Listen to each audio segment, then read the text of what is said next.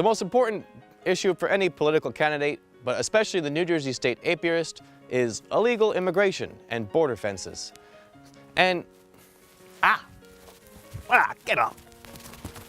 Come on. All right, easy.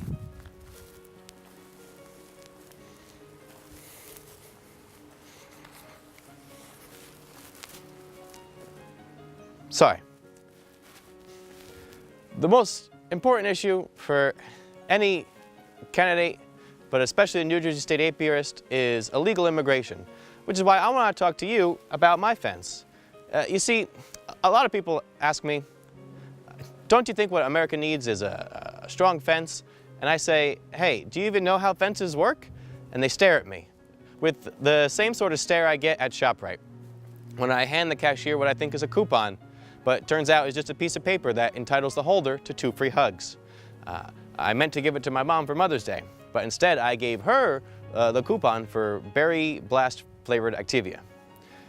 So here's how fences work. It's actually quite interesting. What you need to remember is that no one's going to get shocked unless you have a complete circuit. So it doesn't matter the shape of your fence.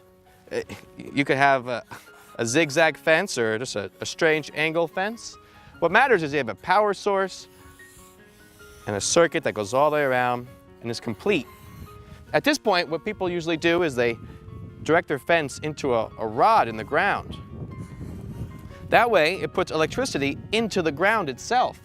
And the electricity travels through the pebbles, through the stones, through the soil.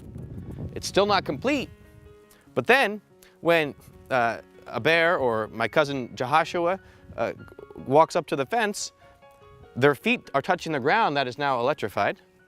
They don't get shocked yet because it's still not a complete circle. But if they touch the ground and they put their hand on the fence, a shock happens.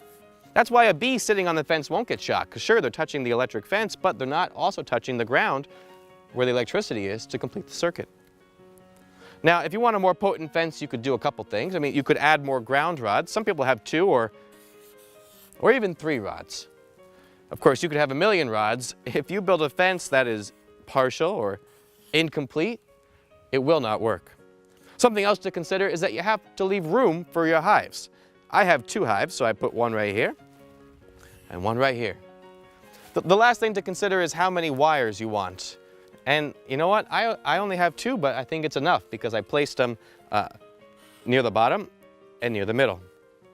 So the next time someone says to you, you know what I think we need is more fences, and you're not sure what to make of it, I encourage you to look at a picture of my fence.